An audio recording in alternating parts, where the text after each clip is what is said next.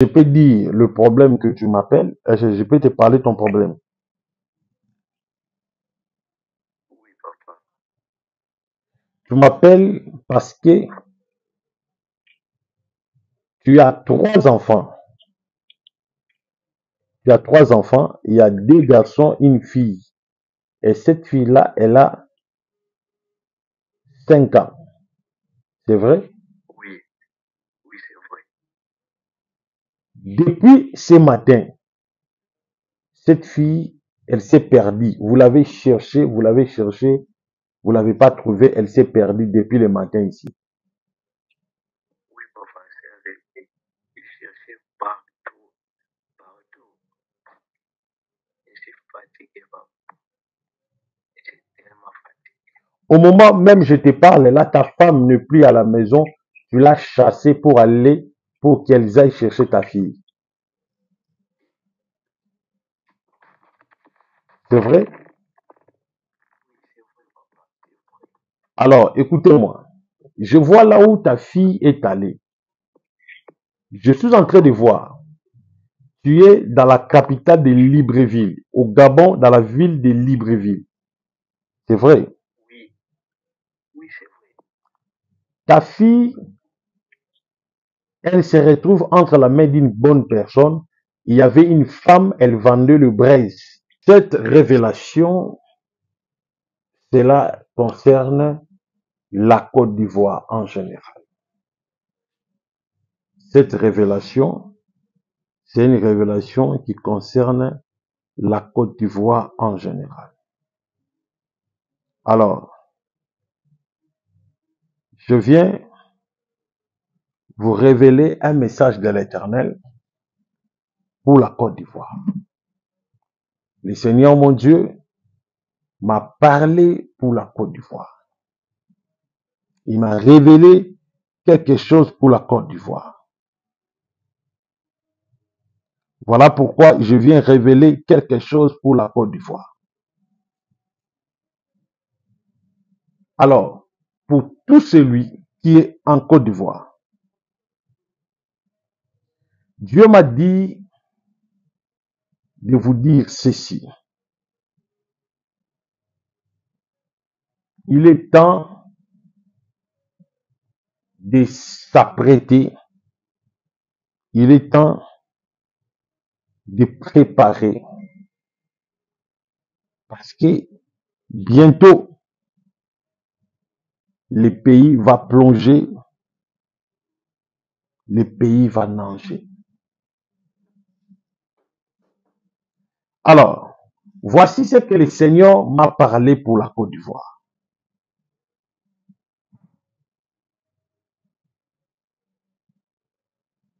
D'abord, il me dit ceci.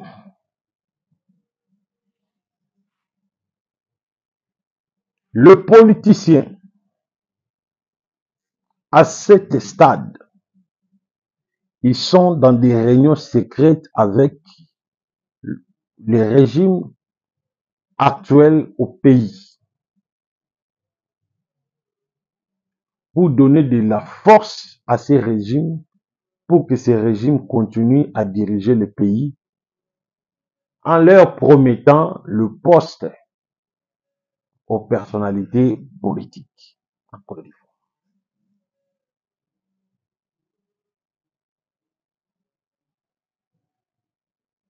Dieu m'a dit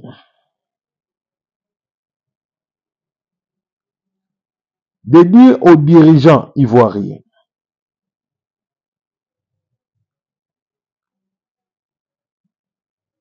de relâcher tous les politiciens que vous avez mis dans des cachots.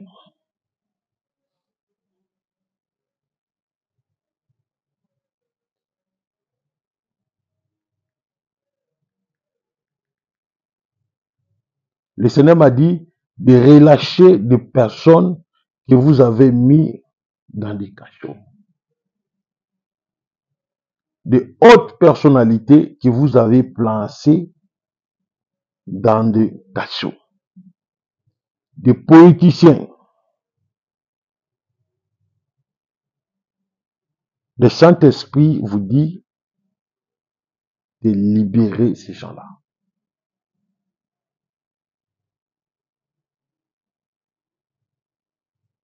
Vous avez mis des hautes personnalités dans les cachots. Des personnes qui voulaient dire la vérité, qui voulaient révéler et sauver la Côte d'Ivoire. Vous les avez tous mis dans des cachots. Voilà pourquoi le Seigneur me dit, Ézéchiel, tu dois sauver ces personnes. Je vois des politiciens liés qui étaient des opposants, qui sont des opposants, mais ils sont dans des cachots. Je veux la mort de ces politiciens. Je vis la mort de ces politiciens par les régimes qui dirigent la Côte d'Ivoire.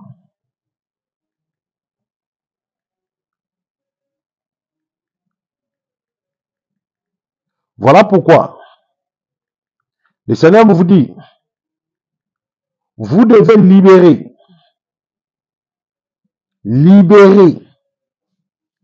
vous devez libérer deux personnes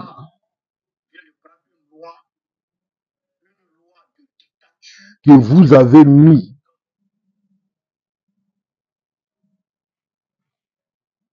parce que vous avez peur. Lorsque vous allez relâcher ces gens-là diront vos secrets. Voilà pourquoi vous les avez arrêtés. Alors, quand vous voulez encore postuler pour d'autres mandats, et le régime veut en finir, faire disparaître ces politiciens, prisonniers politiques. Le Seigneur m'a donné l'ordre de vous dire, vous devez relâcher ces personnes. Sinon, sa colère frappera le pays tout entier. La majorité, vous serez frappés. Je vois la souffrance s'augmenter en Côte d'Ivoire. La souffrance. Allô? Allô? Allô, bonsoir. Allô, bonsoir. Bonsoir. Bonsoir.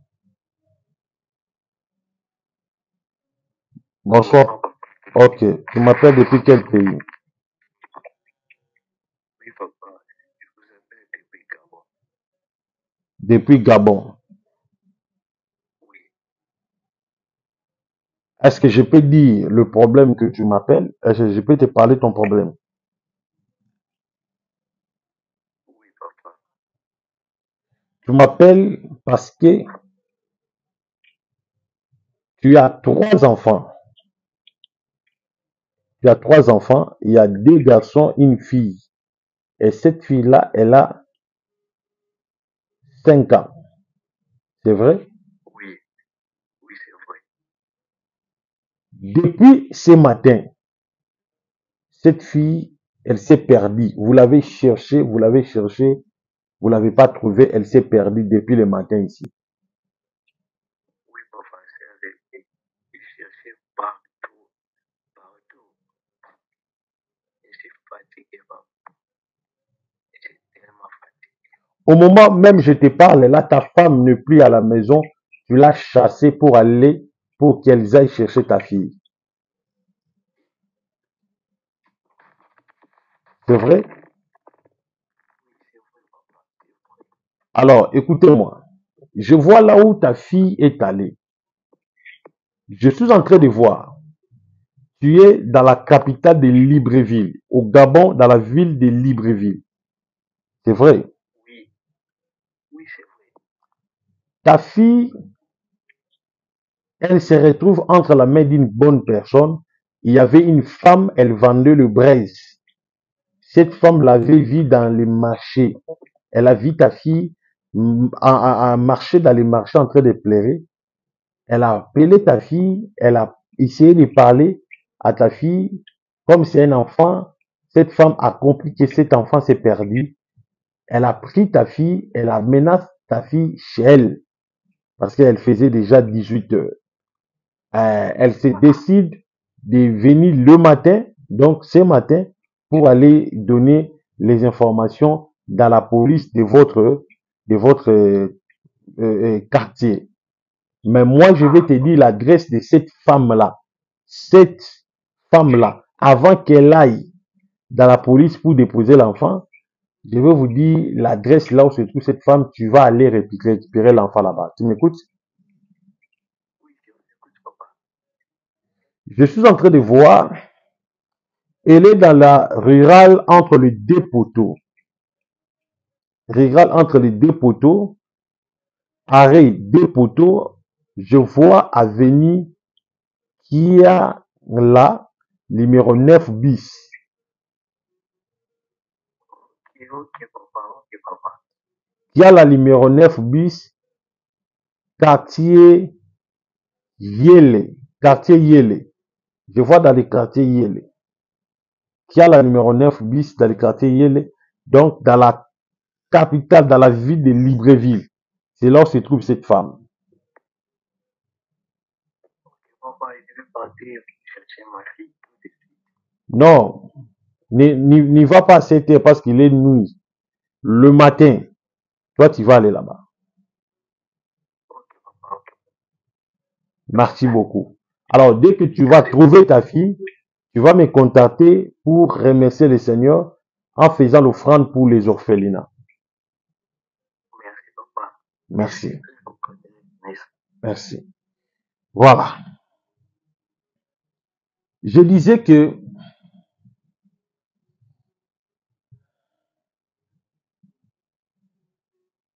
la vie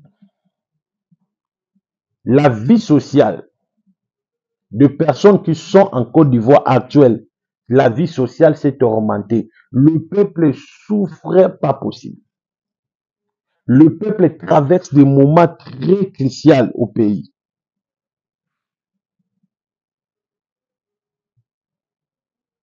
Voilà pourquoi le Saint-Esprit me révèle qu'au mois de mars, le sang va tomber en Côte d'Ivoire. C'est le moment d'en faire des provisions, d'économiser votre l'argent. Parce que en Côte d'Ivoire, vous allez vivre des choses que vous n'avez jamais vécues au pays. Je répète, vous allez vivre des choses que vous n'avez jamais vécues au pays. Je parle et je vous dis ce que je vous dis au mois de mars. Ça sera des mois compliqués au pays. Voilà pourquoi il y a des arrestations. Soi-disant, arrêtez les voyous, arrêtez les youbis, arrêtez les tout.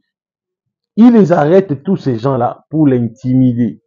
Ils savent que la grande marche se prépare pendant les élections. Voilà pourquoi le Seigneur me révèle de dire aux autorités ivoiriennes, il est temps de respecter votre peuple, il est temps de libérer votre peuple et puis de laisser votre peuple libre pour le vote et de respecter votre constitution.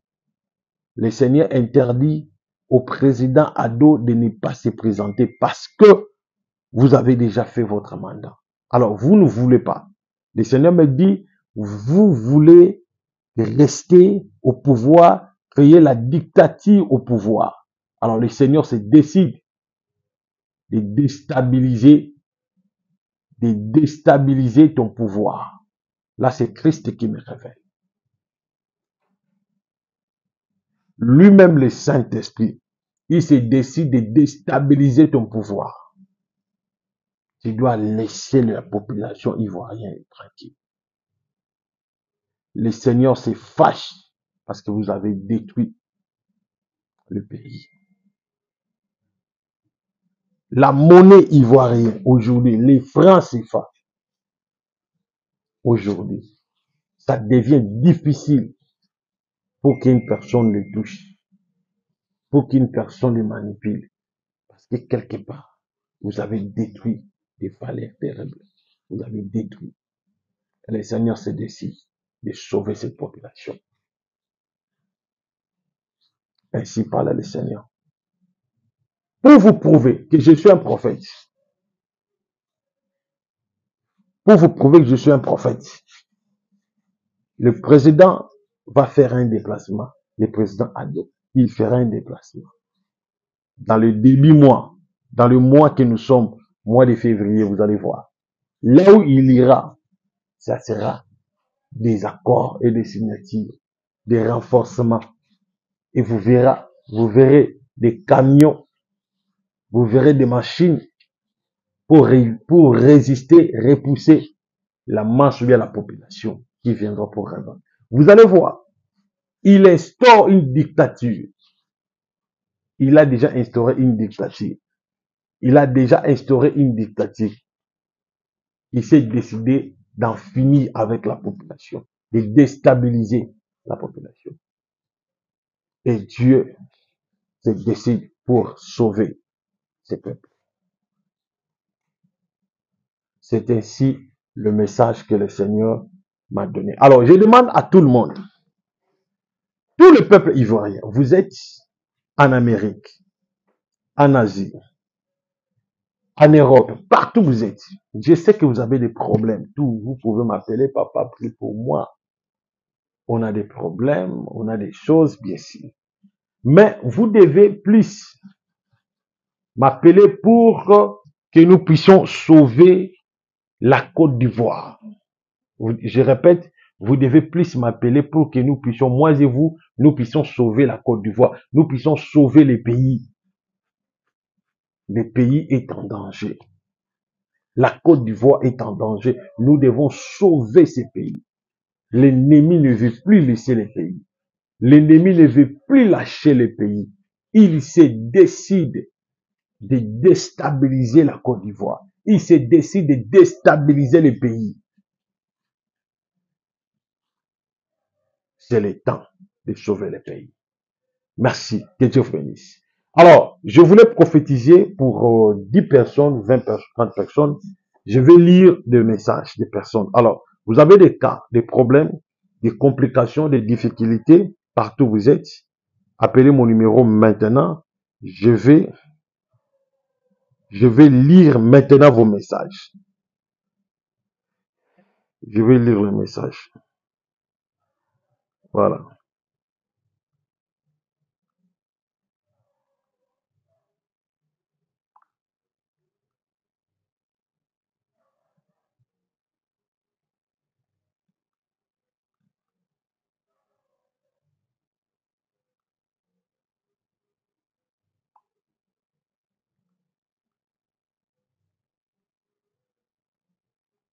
Voilà. Bonsoir papa, je vous suis en direct. Madame Madeleine. Merci maman Madeleine. Maman Madeleine, il y a un message que le Seigneur me dit pour toi. Je vois, vous êtes malade. Vous avez un problème d'asthme. L'asthme a pris du temps dans ton corps. Tu souffres l'asthme. Vous avez pris des médicaments, mais ça ne marche pas.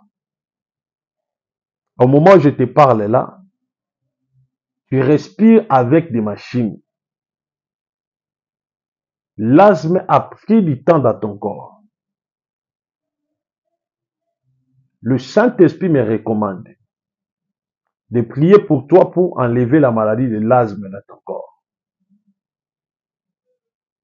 Là, c'est le premier message que j'ai eu pour toi. Au moment où je te parle, je vois, même ton chéri t'a quitté. Ton chéri t'a abandonné. Il ne veut plus de toi à cause de la maladie de l'asthme.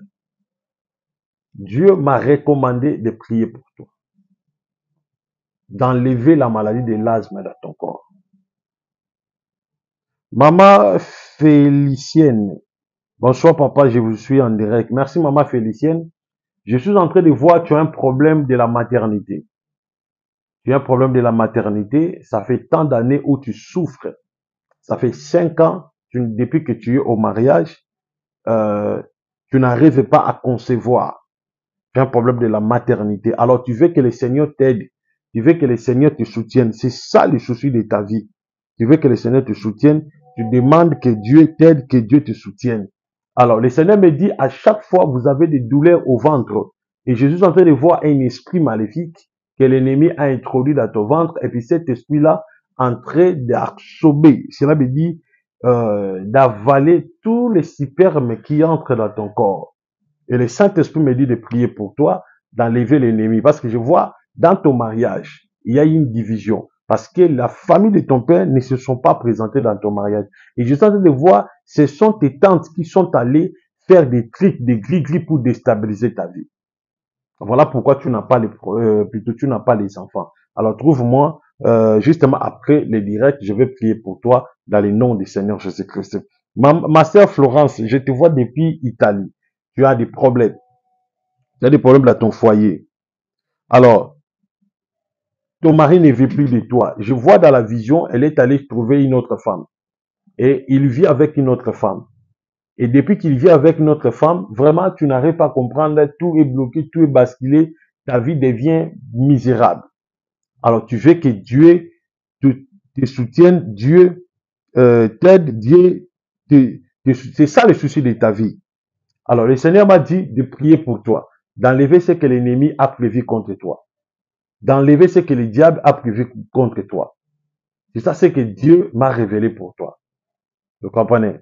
Alors, il faut beaucoup prier parce que l'ennemi a prévu quelque chose qui n'est pas bon pour te déstabiliser. Pour te déstabiliser. Merci. Bonsoir, c'est Godé, je te suis depuis Burkina Faso. Papa Godé depuis Burkina Faso, je vois tu travailles comme dans une administration, mais là où tu travailles, tu es très combattu.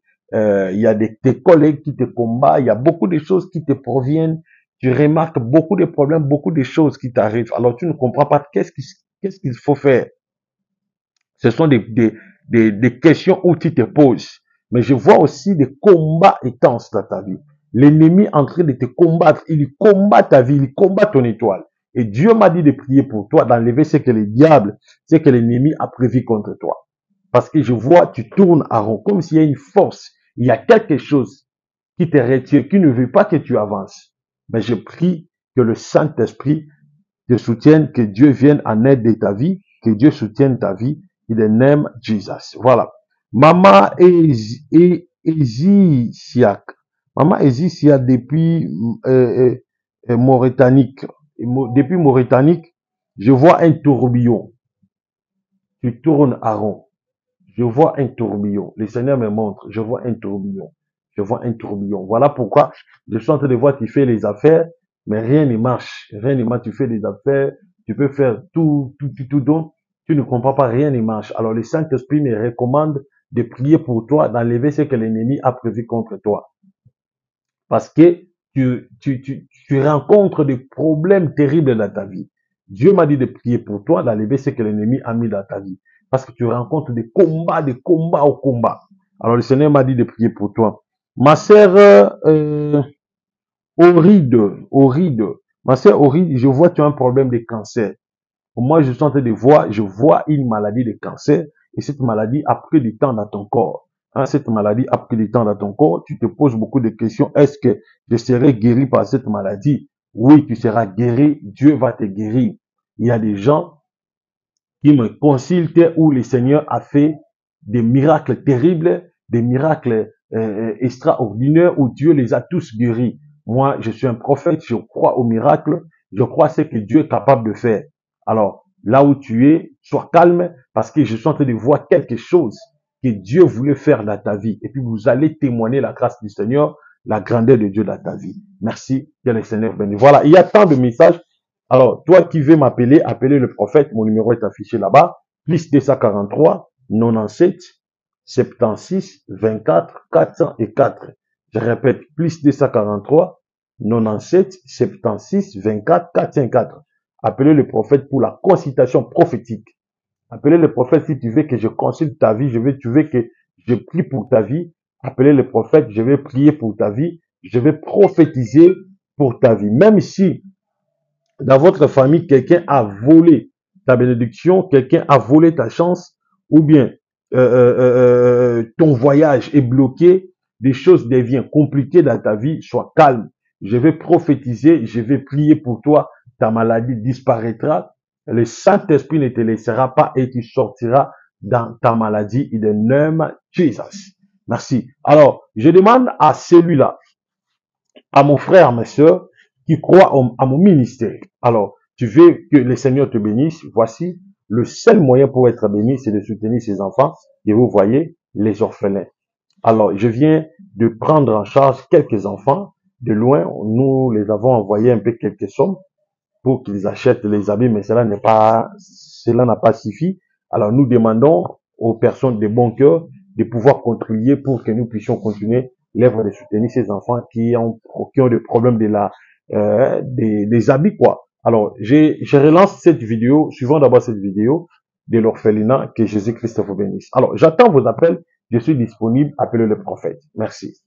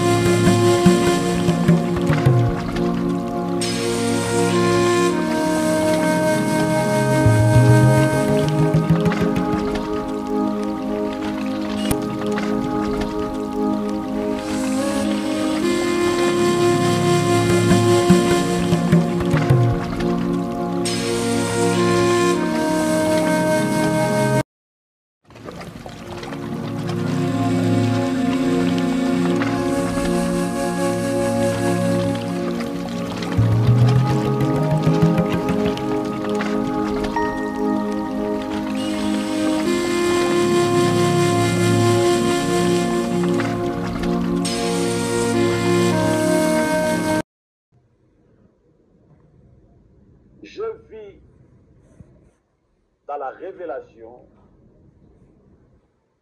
comme c'était une guerre terrible. Je voyais comme une guerre, comme un film.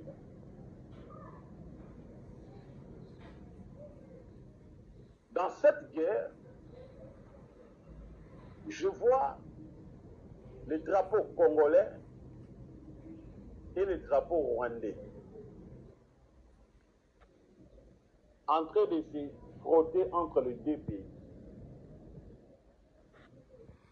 Je vois le drapeau en train de se frotter entre les deux pays.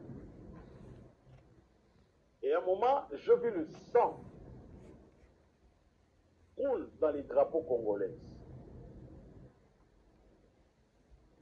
Et je vois des personnes en train de massacrer, tuer. Je vois des femmes hurler. Je vois des enfants crier. Vraiment, ce n'était pas facile de voir cette vision. Et je vis parmi ces gens-là qui massacraient, qui tuaient, je vis, il y avait quelques personnalités de haut cadre ici au Congo, en complicité, en collaboration avec des hauts cadres rwandais, y compris le président du Rwanda. Ensemble, et je vis des personnalités congolaises avec des armes, je vis aussi quelques personnalités, autorités rwandaises avec aussi des armes. Maintenant, dans cette vision, je vois et le Congolais et le Rwandais en train de persécuter, en train de massacrer des personnes d'origine congolaise à l'est de l'Afrique, à l'est de la RDC. Je dis au Seigneur, pourquoi tu me montres cette révélation? Dieu me dit ceci. Ce qui se passe dans le pays, parce qu'il y a aussi des originaires compatriotes qui se sont allés s'aligner derrière l'ennemi de votre pays. Ils cèdent l'accès et les plans pour massacrer leurs propres compatriotes. Il me dit ceci, regardez le cœur. J'ai regardé, j'ai vu le cœur des dirigeants rwandais. Il me dit ceci, le cœur de ces personnes, c'est comme le cœur d'un lion affamé. Il ne peut jamais négocier avec vous par des écrits, par des paroles. Ils savent leurs intérêts, c'est lorsque la guerre est dans votre pays, c'est par là que l'ennemi profite pour piller vos richesses. Il me dit, le pays voisin, dans le Rwanda, là c'est le Saint-Esprit qui me parle, il me dit, le pays voisin ne peut pas négocier avec vos autorités, avec de lettres, avec des signatures, ils ne feront jamais. Ils vont toujours conjuguer le trouble, la guerre, les tueries, le pillage, les viols, pour que la partie est, là où il y a trop de richesses sous-sol, soit pillée. Et cette guerre, le Saint-Esprit me dit, il y a des multimondiales, des impérialistes qui en profitent. Et je vis, il y avait beaucoup de drapeaux qui en profitent de notre guerre. Je vis la France, je vis les États-Unis, je vis l'Ouganda, je vis Tanzanie, il y avait beaucoup de pays qui en profitent.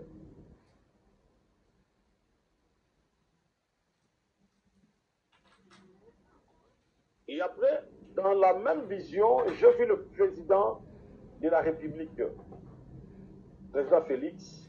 Je l'ai vu, il a porté le chapeau comme le chapeau que Papa Etienne Tshisekedi portait. Donc ça ressemblait. Et j'ai vu le président porter une chemise, il a porté un pantalon, je pense que c'était chocolat. Maintenant, il regardait vers l'est.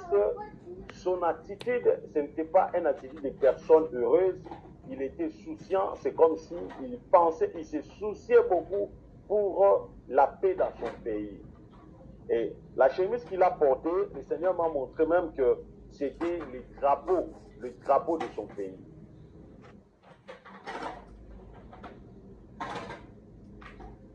Je dis, Seigneur, qu'est-ce que le président peut faire pour que la paix soit installée? Il me dit ceci.